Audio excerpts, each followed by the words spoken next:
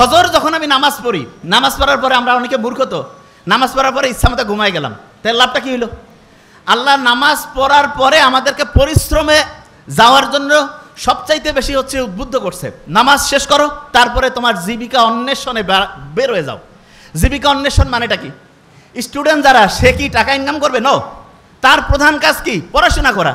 তাইলে আমি ফজরের নামাজ যখন পড়লাম, তারপরে আমার প্রথম কাজ কি হবে? পড়াশোনা করা। কি করা? পড়াশোনা। পড়াশোনার ক্ষেত্রে সবচেয়ে ভালো বুদ্ধি যেটা, সেটা হচ্ছে আগে কোরআন পড়ে নিব। যেমন প্রফেসর মুখতার আহমেদ স্যার বলছেন, আমি তো শুনে খুব মজা লাগলো আজকে, যে আবু হুরায়রা রাদিয়াল্লাহু তাআলা আনহুর যে খেয়াল থাকতো না, তখন মুহাম্মদ সাল্লাল্লাহু আলাইহি ওয়াসাল্লামকে এসে বললো যে আমার তো খেয়াল থাকে না। মুহাম্মদ সাল্লাল্লাহু আলাইহি ওয়াসাল্লাম কী করলেন? তার শরীর থেকে চাদরটা খুলে নিলেন, বললো যে এটা মাটিতে বেছাও। এরপরে মুহাম্মদ সাল্লাল্লাহু আলাইহি ওয়াসাল্লাম একটু সেখানে দোয়া পরে একটা ফু দিলেন, বা ওনার হচ্ছে লালার থেকে কিছু জিনিস দিলেন। এরপরে ওই চাদরটা গুটায় বললেন শরীরে রাখো। এরপরে ওই আবু হুরায়রা কি বলল? যা আমি পড়ি তাই আমার খেয়াল থাকে, ঠিক না? আবু হুরায়রা খেয়াল থাকতো না, তার মানে মানুষ মুহাম্মদ সাল্লাল্লাহু আলাইহি ওয়াসাল্লামের এই যে অসাধারণ একটা মানে বরকতের পূর্ণ অসাধারণ একটা হচ্ছে যে দোয়ার বরকতে তার স্মরণ শক্তিটা অন্য লেভেলে চলে গেছে না? তাহলে আমরা যারা এখানে স্টুডেন্টরা আছি, আল্লাহর কাছে কিন্তু মুহাম্মদ সাল্লাল্লাহু আলাইহি ওয়াসাল্লাম তো নাই, কিন্তু তার শেখানোর রাস্তায় আমরা কিন্তু আল্লাহর কাছে চাইতে পারি। প্রথম যে কাজটা করবো সেটা হচ্ছে কোরআন পড়া। প্রথম কাজটা কি? বিজ্ঞানীরা দেখতেছে ব্রেইনের জন্য সবচেয়ে 1 নম্বর খাবার হচ্ছে আলহামদুলিল্লাহ বলা। আলহামদুলিল্লাহ বলি কি কারণে? আমরা যখন শুকরিয়া আদায় করি, তখন ভালো জিনিস, লাস্ট বেঞ্চ ধরবো কিন্তু আমি, যখন শুকরিয়া আদায় করি তখন ভালো জিনিস আমাদের জীবনে বেশি পরিমাণ ঘটতে থাকে শুকরিয়া আদায় করলে।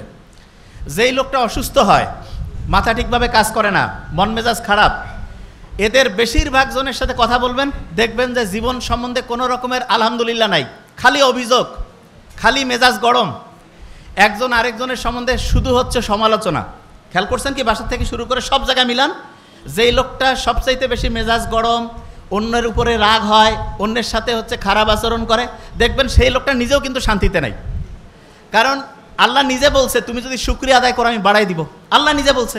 এবং বিজ্ঞানীরা এখন দেখতেছে যে যত বেশি শুকরিয়া আদায় করে তার ওই পজিটিভ জিনিসগুলো তত বেশি পরিমাণ হয়।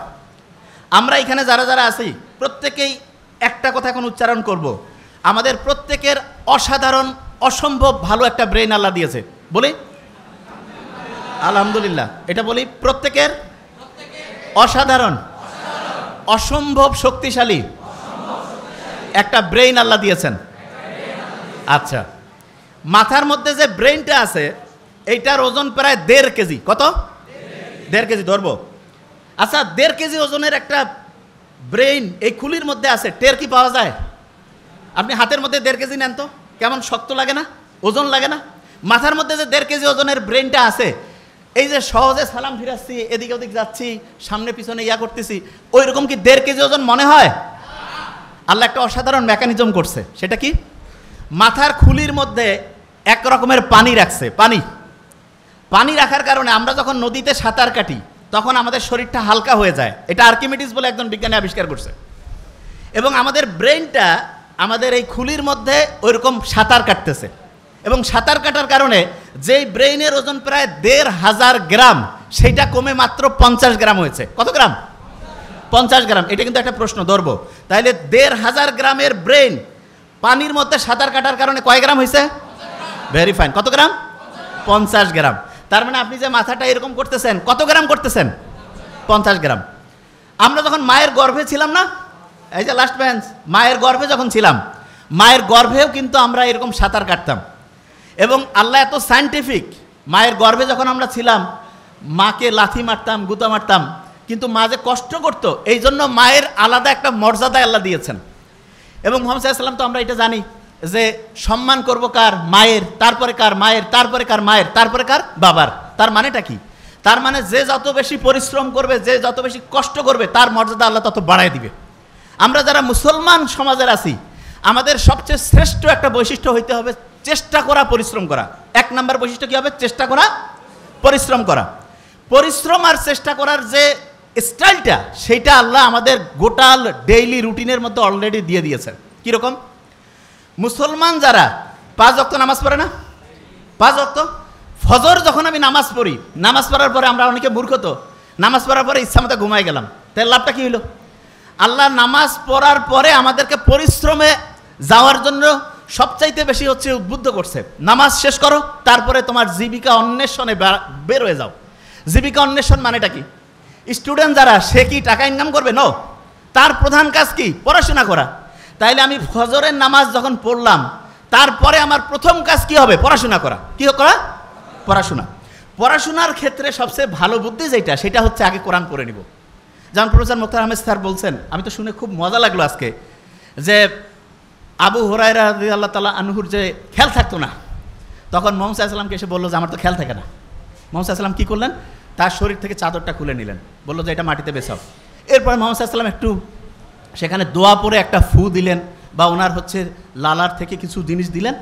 এরপরে ওই চাদরটা গুটায় বললেন শরীরে রাখো। এরপরে ওই আবু হুরায়রা কি বলল? যা আমি পড়ি তাই আমার খেয়াল থাকে। ঠিক না? আবু হুরায়রা খেয়াল থাকতো না, তার মানে মানুষের মুহাম্মদ সাল্লাল্লাহু আলাইহি ওয়াসাল্লামের এই যে অসাধারণ একটা মানে বরকতের পূর্ণ অসাধারণ একটা হচ্ছে যে দোয়ার বরকতে তার স্মরণ শক্তিটা অন্য লেভেলে চলে গেছে না? তাহলে আমরা যারা এখানে স্টুডেন্টরা আছি, আল্লাহর কাছে কিন্তু মুহাম্মদ সাল্লাল্লাহু আলাইহি ওয়াসাল্লাম তো নাই, কিন্তু তার শেখানোর রাস্তায় আমরা কিন্তু আল্লাহর কাছে চাইতে পারি।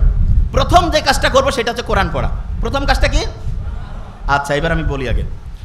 ব্রেইনে যে পানিটা আছে, এটার কারণে ব্রেইনের ওজনটা কত গ্রাম হয়? 50 গ্রাম। আচ্ছা, এবার শুনি। সকালে উঠে কোরআন শরীফ পড়ে যদি আমি বই পড়ি, লাভটা কি সেটাকে বুঝতে হবে। কোরআন শরীফ যখন আমি পড়বো, নিউ ইয়র্ক টাইমসের নাম শুনছি আমরা। নিউ ইয়র্ক টাইমস একটা খুব বড় রকমের হচ্ছে পত্রিকা। সেইখানে একটা আর্টিকেল ছাপানো হয়েছে এরকম, যে ব্রেইনটা এমন একটা অবস্থা আছে, যেই অবস্থায় পৌঁছলে পড়ে 1 ঘন্টায় 5 থেকে 10 ঘন্টার পড়া যায়। 1 ঘন্টায়, এই যে লাস্ট বেঞ্চ, ওই যে লাস্ট বেঞ্চ, 1 ঘন্টায় 5 থেকে 10 ঘন্টার পড়া যায় 1 ঘন্টায়। এবং সেই অবস্থাটা তার একটা নাম দিয়েছে। কি নাম? Flow state. কি নাম? আচ্ছা, আমি বানানটা করি, FLOW, ফ্লো স্টেট। তা ওরা ফ্লো স্টেট তৈরির জন্য 5টা উপাদানের নাম বলছে। কয়টা উপাদান? 5টা উপাদান। এবং খুব মজার ব্যাপার, সেই 5টা উপাদান তৈরির জন্য যে আলাদা আলাদা 5টা কাজ আছে, সেই 5টা কাজের যে সামারি, সেই কাজটা আল্লাহ নামাজের মধ্যে কোরআন পড়লে সেই সিস্টেমটা চালু করে দিয়েছে। বুঝি নাই? একজনকে বললাম যে ভাই তুমি ABCDE 5টা ওষুধ খাবা আলাদা আলাদা। আর একজনকে বললাম যে ভাই তোমার 5টা ওষুধ আলাদা খাওয়ার লাগবে না, জাস্ট একটা ছোট্ট ট্যাবলেট আছে, সেইটার মধ্যে 5টার সব কানেকশন আছে। কোনটা বেশি দামি হইল? বুঝি নাই? একজন ডক্টরের কাছে গেছে, 5টা আলাদা আলাদা ওষুধ দিছে। আরেকজনের কাছে গেছে, বলছে তোমার এই 5টা খাওয়া লাগবে না, একটা খাইলেই 5টার কাজ করবে। তাহলে কোনটা বেশি ভালো ডাক্তারই হইল? ওই একটা কাজ হচ্ছে নামাজ পড়া, কোরআন পড়া। কোন কাজ? বুঝি নাই? বিশ্বাস করি না তো আমরা। কারণ কি? আমি জানি বিশ্বাস আমরা করি না যে নামাজ পড়লে, কোরআন পড়লে যে ব্রেইনটা ফ্লো স্টেটে আসে, এটা আমরা বিশ্বাস করি না। কারণটা কি সেটা বলি। ব্রেইনের মধ্যে 2 রকমের নিউরন আছে। কয় রকমের? 2 রকম। আমার এটা ডান হাত না, এটা কি হাত? এরকম 2 রকমের নিউরন আছে। এক রকমের নিউরন আমি যদি ভালো চিন্তা করি সেটাতে সে হেল্প করবে, শুনতেছি। আরেক রকমের নিউরন আমি যদি খারাপ চিন্তা করি সেটাতে সে হেল্প করবে। তার মানে আমি যে এরকম চিন্তা করবো, সে সেরকম করে কাজ করবে। তাহলে আমি যদি চিন্তা করি যে আমার ব্রেন অসাধারণ, তাহলে ভালো পক্ষের যে নিউরন, সেটা হচ্ছে তোমাকে সফল করার জন্য সে পজিটিভলি কাজ করবে। আর আমি যদি চিন্তা করি না আমার ব্রেন ঠিকভাবে কাজ করে না, আমার মাথার মানে হচ্ছে শক্তি কমে গেছে, আমার খেয়াল থাকে না, তাহলে ওই নিউরন, যে নিউরনটা খেয়াল না রাখতে তোমাকে হেল্প করবে, সেইটা কাজ করবে। তাহলে আল্লাহ যে সবসময়, ইসলাম যে বলছে যে তুমি সবসময় ভালো চিন্তা করো, ভালো কথা বলো, ভালো উপদেশ দাও, এইটাতে আমাদের কি পজিটিভ ভালো কাজ করে, সেই নিউরনগুলো কাজ করে না খারাপ কাজ করে? সেটা কোনটা? ভালো কাজ। তাইলে আমি ভালো কথা বললে, অন্যের উপকার করলে, ভালো চিন্তা করলে আমার পজিটিভ নিউরনগুলো কাজ করবে না নেগেটিভগুলো? পজিটিভ। একজন যে অসাধারণ হয়, তার কি নেগেটিভ নিউরন কাজ করে না পজিটিভ?